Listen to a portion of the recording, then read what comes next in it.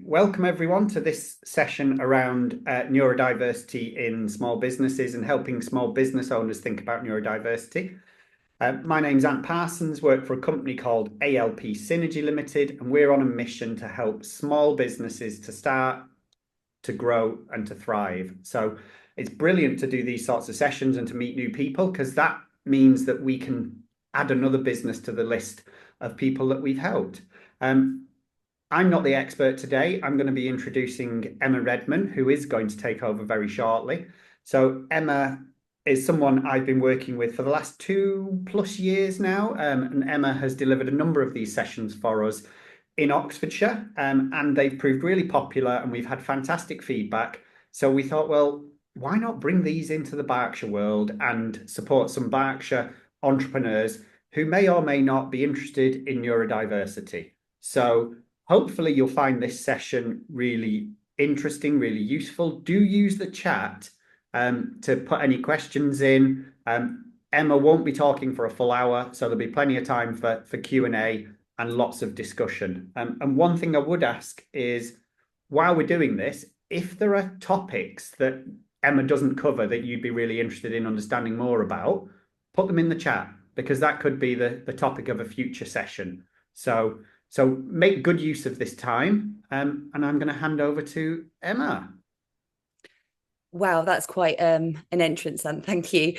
I'm Emma Redman, and I run Empower Coaching, I business within South Oxfordshire. I actually spent quite a long time living in Berkshire. I went to secondary school in Sonning Common, so I do come from the neck of the woods.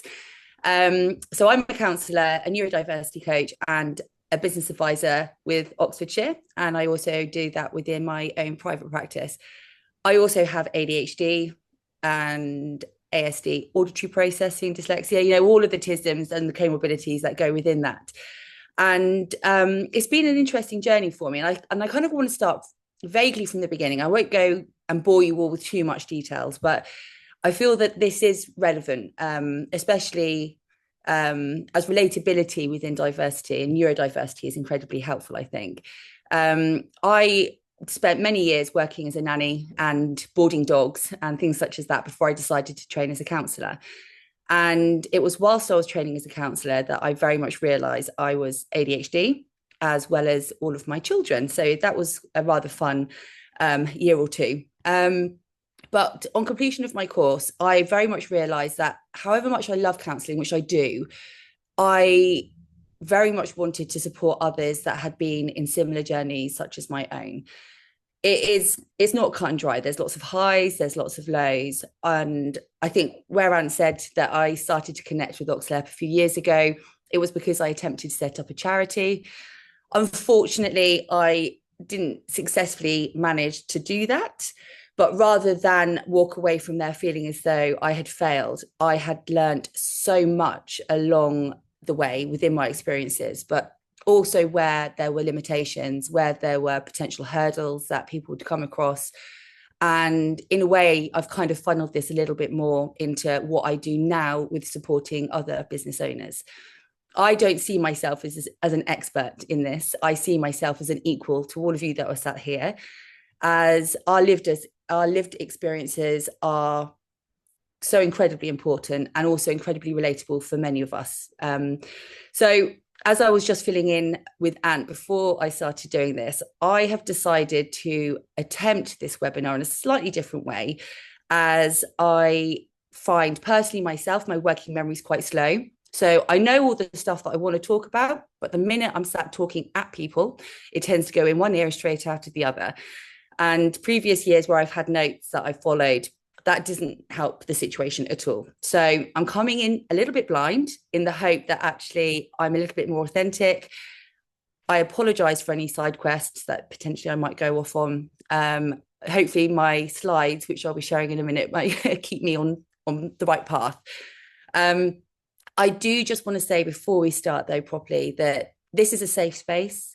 No question is silly. I want people to ask. I love having the kind of the conversational aspects that come alongside the webinar. So I will try not to waffle on people for too long. And I do just want to, for my own benefit, really say, in terms of terminology, for the sake of this webinar, I'll be using the word divergence. I feel that it's easy for me to remember in the spotlight. So this isn't to offend anybody, but I just kind of wanted to mention that now. So without further ado, I kind of feel like I've already covered my first slide, but I am going to just get the screen up quickly. I've only got 6 as well, so hopefully that will help a little bit. But the main thing really that I bring to the work that I do with individuals is that I tailor all of the support that I offer every person that I come in contact with. We have all spent very many years conforming to a set way of doing things and going around things in a manner which is perceived the right way to do it. However, I've realized there is absolutely no right way to any of this. So when I work with people, I always spend a lot of time getting to know people first before we can start actually kind of getting into the nooks and crannies. For me, long-term sustainable help and support means that things are going to last indefinitely rather than just be a short-term fix. So really my main mission is to empower individuals to embrace their strengths and thrive. So whether you are coming to this webinar with having a diagnosis, suspect that you're potentially diagnosed, that you're potentially within the realms of autisms, or whether you're just curious or have family members that have diversity and want to kind of understand and learn a bit more, I'm hoping that there will be something that you can take away from this which resonates. Now, am I going to remember? Aha. Okay, so what is neurodiversity? This is, in a way, what Ant was talking about at the beginning. This is an incredibly broad topic of conversation. I am literally scraping the surfaces and going to probably miss out huge chunks within this. But in a nutshell, with having a neurodivergent brain, we're not broken. We're not a problem. We don't think any differently. Our brains are just wired slightly differently. And as a result of that, we process things slightly differently. And for me, a lot of people can call this their superpower, which some do. A lot of people really dislike that term. I used to like it, but I'm actually starting to not in quite the same way. Because actually, oh gosh, how do I explain this really? I'm not defined by having ADHD. ADHD is part of me and it's part of my existence. And but I define how it impacts me. But what I mean within that is I don't ignore the bad days. I don't ignore the things that I find hard and tricky. And there are days when, quite frankly, I'm really annoyed because I have to work harder to navigate a situation which I feel should be a lot easier to get. But we're all the same. You know, we're all one. There is no us and them. And the reality of it is that the world relies on having diverse ways of thinking. We're here to innovate. We're here to think outside of the box. And I also think if we look at our businesses, whether we're on our own or whether we're part of a small team, it adds such a variety of experiences for the unit. It also gives many different options in terms of direction and also problem solving. I mean, put someone with ADHD into the middle of a crisis, you know, we're at our, you know, at our best in that situation.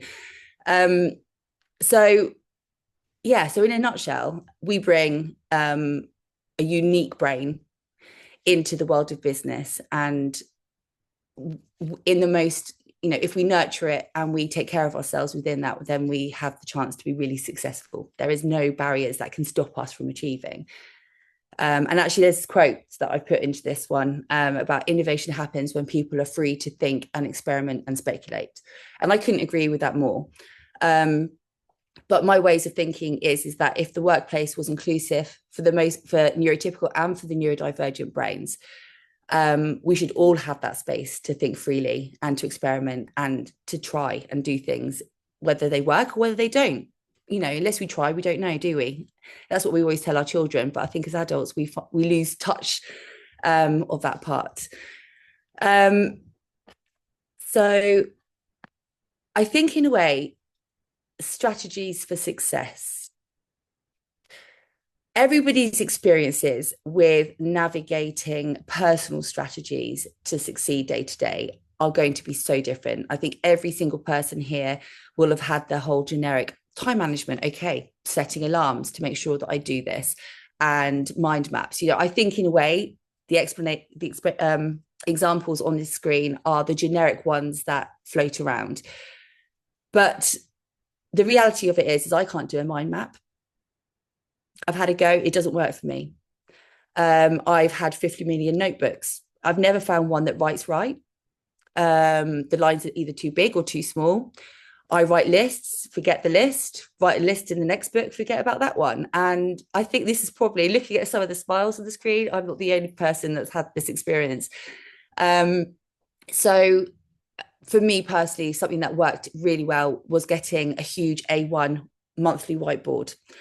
And one of the things that I tell all of my clients is just keep it really simple. At the end of the day, unless our physiological needs, which is kind of like the baseline of our day-to-day existence, are being met, then we're not able to succeed anyway.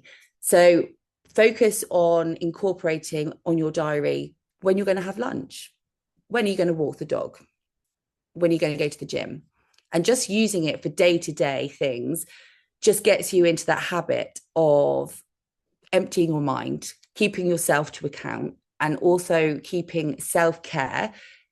And when I say self-care, that is having lunch, that is having a cup of coffee or a glass of water. It keeps that at the forefront of everything that we're doing, because unless we take care of ourselves, success isn't there. We're not able to achieve it with keeping ourselves sane, I think, in that dynamic. So that would be my very first recommendation, would literally be making sure you schedule in your day-to-day things. That might sound tedious, and I can say I ignored that advice that I was given probably for about a year. And now I've started doing it, and it's just clicked. I can't really explain to you why, but it just works. But others are, I don't know, some people really like to kind of visually process their day when they're strategizing about what their day or their week may look. And I think over the work that I've done with other clients is they struggle with doing calendars because of perfectionism. If they get something wrong and they cross it out, it kind of stops them from wanting to do it. So another thing that works really well are magnetic sticky notes. I'm not sure if any of you've come across those before. This is a new thing I found recently, and they're great.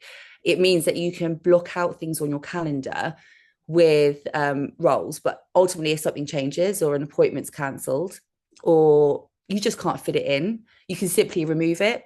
It doesn't mess up how everything looks. It doesn't ruin the whole page. You just take it off and put it somewhere else or use it for something else.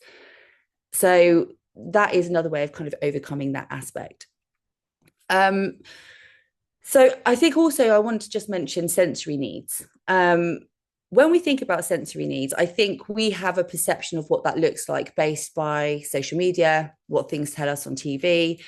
You see all of these amazing amounts of kind of colourful fidget toys and balls, but they're marketed at the younger people. But realistically, they're great for adults as well. As I'm sat here now, I've got a fidget ball in my hand, which I have to be honest, if I'm sat in a meeting and I don't have a couple of those lying around me, my chair goes, I'm kind of tapping my foot and I'm distracting myself more than the people that are watching, but I'm very aware that I'm doing it. If you haven't already, loop headphones.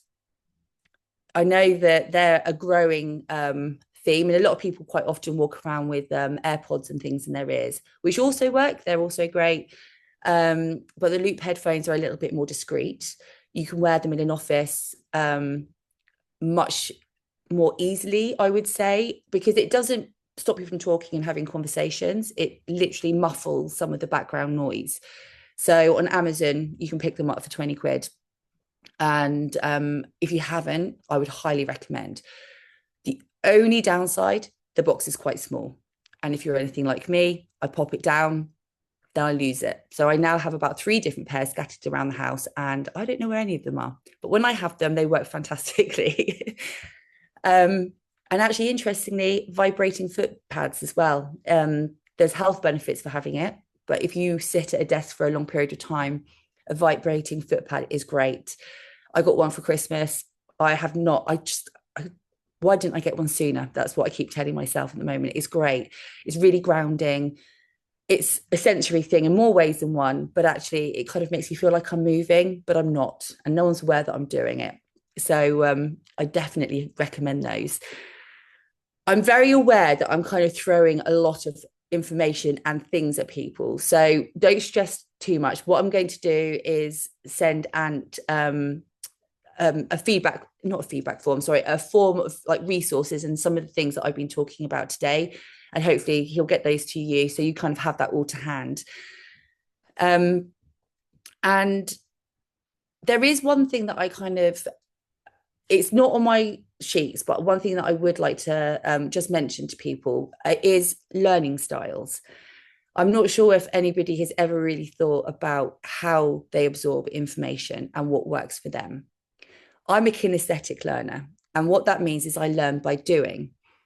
But also what that means is when I'm delivering information to people, the only way I'm able to articulate it is because I put it in context with a lived experience of my own, because that is what gives me the information to be able to process that, to deliver that information to people.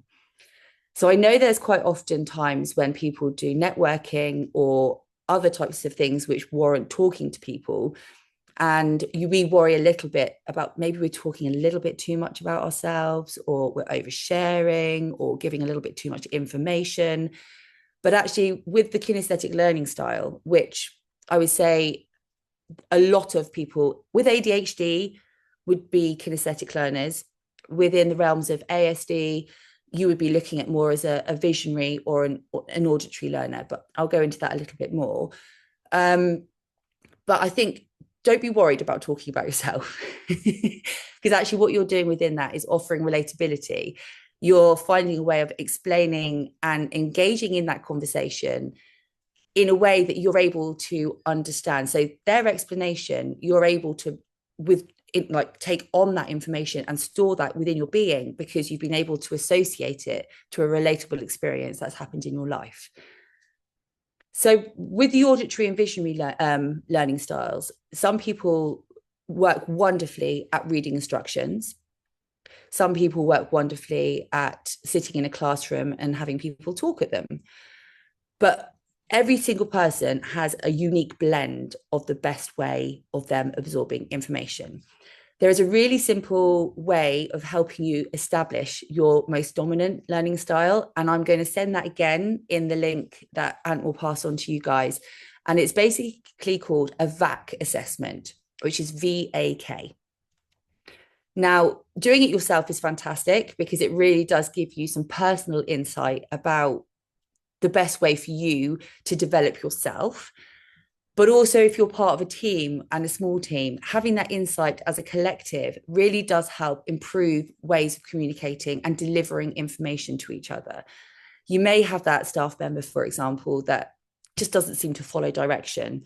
And it could just purely be that the way that you're delivering that is not in line with their dominant learning style. And in a way, they've been set up to fail before they've even started. So it's something to definitely be aware of and to have a little bit of a look at and explore, not only for yourself, but also for those around you. And for those parents out there as well, doing it with the kids, because the link that I'm sending you also has a child's assessment on there. That is an absolute game changer. So when it comes to helping them with homework and all of that kind of jazz, it takes a lot of stress out of the situation. So yeah, I've done it with all of mine. Definitely recommend that. So I'm going to flip on. So building support systems. Now, access to work, I'm sure many of you will be aware of what that is, but not really kind of considered tapping into it or really kind of understand what that actually means. So access to work is a government funded program where people with any kind of disability, mental health concern can tap into and get additional support within the workplace. Now, if you are employed, Your employer can apply for that on your behalf. If you are self-employed, you can self-refer. And I think the limitation is you have to earn about £6,500, I think, to be able to access it. Now, the benefit of tapping into access to work is multifaceted. The length at the moment is quite long before you get through and get everything kind of agreed. At the moment, I think at last check, it was something like 17 weeks, but I expect it's probably longer than that now. But you can get funding for coaching. And I think you can get up to 20 sessions covered, which is great because that just takes away a lot of pressure for yourself to kind of source any kind of funding for support if you choose to go down that route. You can also get adaptations to the workplace. So you can have different types of desks, like standing desks. I use a walking desk at home, which is great because it keeps me in one place for more than 5 minutes. You can get adaptive software for computers where you can do you can talk at your computer and it can kind of dictate emails for you and take notes. There's lots of options, but if you look online, it's easy to find the website. I definitely do recommend tapping into that if you can. And also networks and community and engaging with others who have similar experiences. I was having a look. It does seem as though Berkshire have quite a lot of different platforms. Again, I will send that in the link, which is great. I think actually it seemed a lot easier to find Berkshires than Oxfordshire's for some reason. But I do think that there is actually a neurodiversity business network within Berkshire. So I will make sure you have all of that information. But we are, and this is going to sound really cheesy, we're stronger together. Because as I've said before, we're not broken. We are absolutely able, but kind of having kind of shared experiences and brainstorming with others that just get how you think, it's really, really helpful and it's really beneficial because you learn so much from each other. Not one thing will work the same way as it will do for others. The hardest thing is to try new things because there's quite often a lot of fear about giving it a go. But the only way you're going to know if it works for you is if you give it a try. But also having some of the others' experiences of navigating similar situations kind of gives you a little bit of incentive just to have a go, just to try and play around. I've done a lot of trial and errors along my way, even within the realm of doing webinars. Some things work, some things don't. But I think being able to kind of take that stuff away with you and look at it as objective learning, you know, being able to be reflective as part of my own personal development, I think it's probably safe to say that I will be a lifelong learner. And also, you know, fun things come from it as well. You know, I've got a group of people around me in different industries who are all neurodiverse, who were terrified to even acknowledge the fact that they were diverse initially. And we now work alongside each other. And if there's things that I can't support with, then I'll hand them over. And as it happens, I've now collaborated with a lady who's a growth consultant and is also neurodiverse. So there are some fantastic things that can come just from connecting with like-minded people. So if you haven't already, I definitely recommend giving that aspect a go. Where are we time-wise? I don't want to waffle at you guys for too much longer. But I think this kind of follows on from what I was saying before about the benefit of kind of tapping into your local community and your local like-minded community. We have a lot to offer and there is a lot of value to our experiences. And as I've said before, we're stronger together, and collaborating and empowering each other's within our community means that we're only going to grow and support each other and really thrive. Okay, so this is my spiel at the end, but I will close that down. But there are a couple of other things that I did. I'm going to stop showing this quickly because there we go.